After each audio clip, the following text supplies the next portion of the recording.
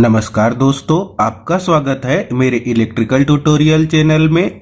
आज हम लोगों ने यहाँ पर मैग्नेटिक सर्किट से एक न्यूमेरिकल प्रॉब्लम को लिया है और आप लोगों से रिक्वेस्ट है कि इस न्यूमेरिकल प्रॉब्लम को सॉल्व करने से पहले आप लोग concept of series magnetic circuit के वीडियो को मैग्नेटिक सर्किट के प्लेलिस्ट से पूरा देखें, जहाँ पर आप लोग सीख पाएंगे या समझ पाएंगे कि सीरीज मैग्नेटिक सर्किट के न्यूमेरिकल प्रॉब्लम को सॉल्व करने के लिए हम लोगों को किन बातों का, कौन से फार्मूले का और मैग्नेटिक सर्किट के कौन कौन से टर्म्स के रिलेशनशिप का यूज करके इस तरीके के न्यूमेरिकल प्रॉब्लम को सॉल्व किया जा सकता है। और साथ ही साथ आप लोगों से एक और रिक्वेस्ट है कि अगर आपको मेरे बताने का मेथड या समझाने का तरीका अच्छा लगे तो इस वीडियो को ज़्यादा से ज़्यादा लाइक करें, ताकि मुझे YouTube पर इस तरीके का वीडियो बनाने के लिए मोटिवेशन मिल सके। तो आइए स्टार्ट करते हैं आज के इस न्यूमेरिकल प्रॉब्लम को, जो कि इस प्रकार से है। A ring shaped magnetic core as shown in figure is made of material having relative permeability of 1000. The flux density in the smallest area of cross section is 2 Tesla. If current through the coil is not exceed 1.5 ampere, compute the number of turns in the coil.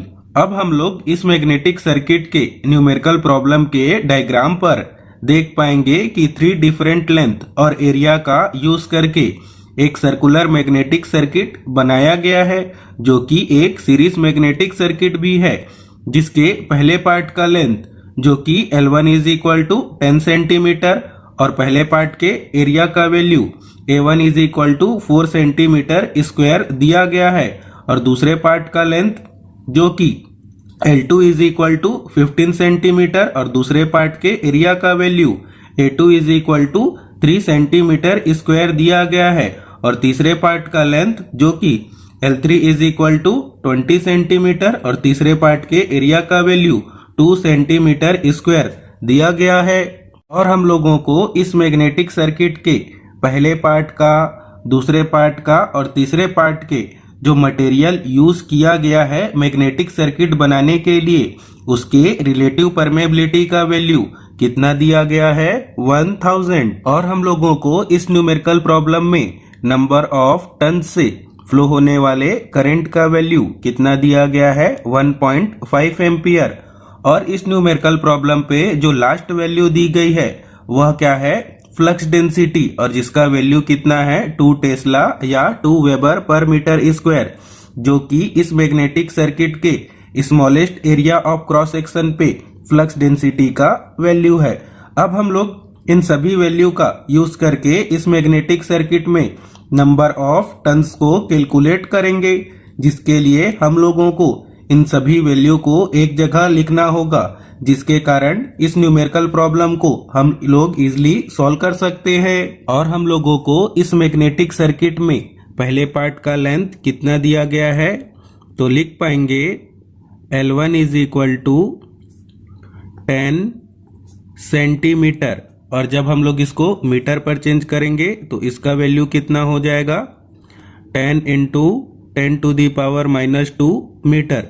और हम लोगों को दूसरे part का magnetic circuit का length कितना दिया है, तो लिख पाएंगे L2 is equal to 15 centimetre, और जब हम लोग इसको मीटर पर चेंज करके लिखेंगे तो कितना हो जाएगा, 15 into 10 to the power -2 metre. और हम लोगों को तीसरे पार्ट के मैग्नेटिक लेंथ का वैल्यू कितना दिया गया है, तो लिख पाएंगे L3 is equal to 20 centimetre, और जब हम लोग इसको मीटर पर चेंज करके लिखेंगे तो कितना हो जाएगा, 20 into 10 to the power -2 metre. अब हम लोग यहाँ पर आगे तीनों मैग्नेटिक पार्ट के एरिया के वैल्यू को लिखेंगे।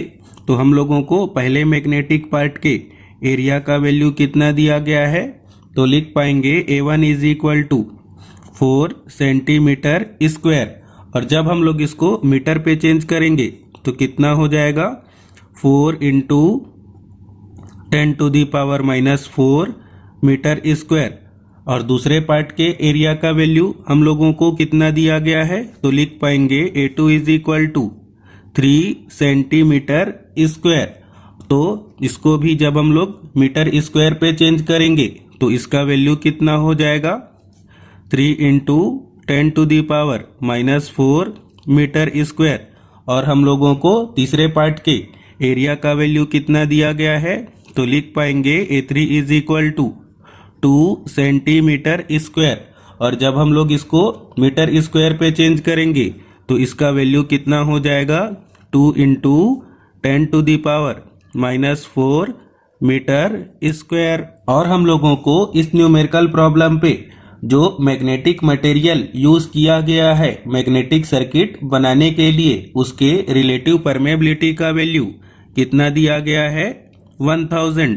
तो यहाँ पर हम लोग लिख पाएंगे μr इज इक्वल टू 1000। और हम लोगों को नंबर ऑफ टर्न्स से फ्लो होने वाले करंट का वैल्यू कितना दिया गया है, 1.5 एम्पियर। और हम लोगों को इस न्यूमेरिकल प्रॉब्लम पे जो लास्ट वैल्यू दी गई है वह क्या है, smallest area of cross section से फ्लो होने वाले फ्लक्स डेंसिटी का वैल्यू कितना दिया गया है, 2 टेस्ला।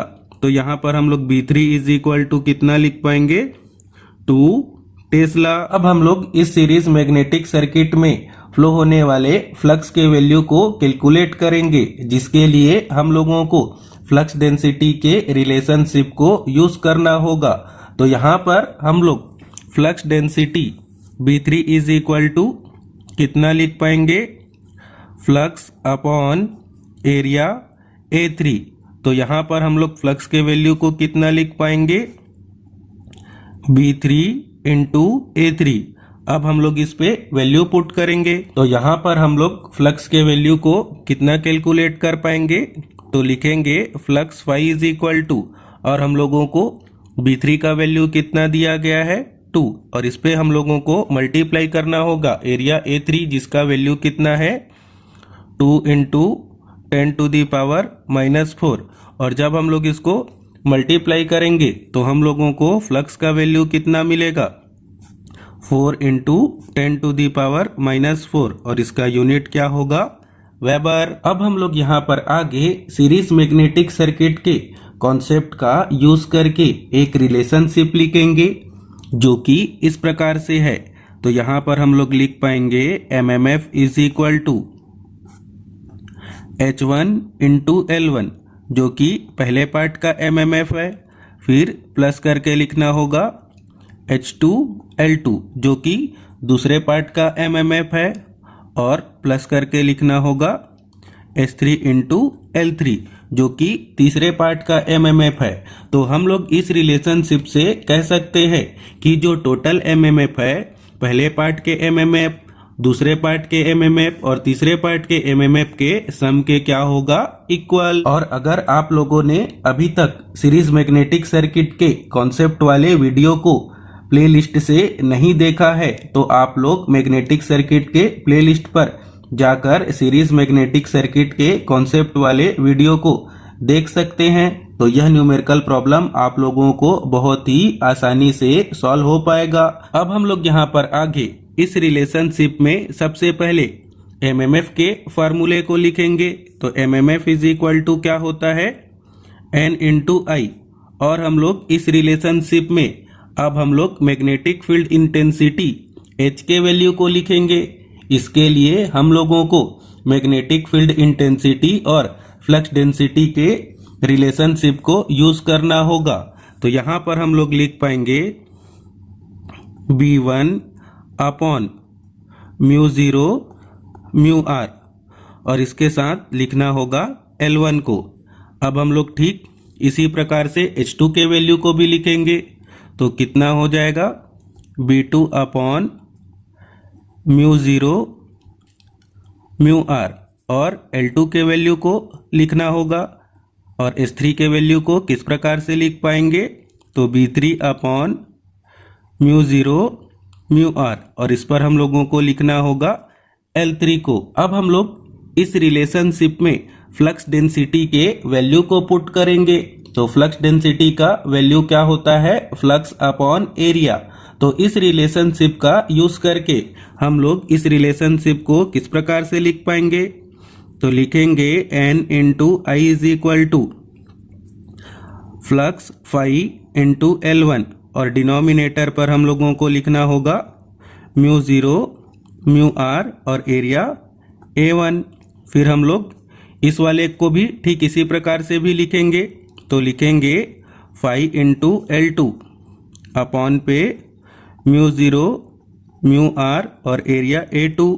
फिर हम लोग लास्ट मैग्नेटिक पार्ट के लिए भी लिखेंगे, तो कितना हो जाएगा फाई इंटू L3 और डिवाइड पर लिखना होगा म्यू ज़ीरो म्यू आर और एरिया A3 को। अब हम लोगों को इस रिलेशनशिप पे नंबर ऑफ टर्न्स के वैल्यू को कैलकुलेट करना है, जिसके लिए अब हम लोग इस रिलेशनशिप पे करंट वाले टर्म को इस तरफ ले जाकर लिखेंगे और इन तीनों टर्म से phi upon mu zero mu R को कॉमन लेंगे।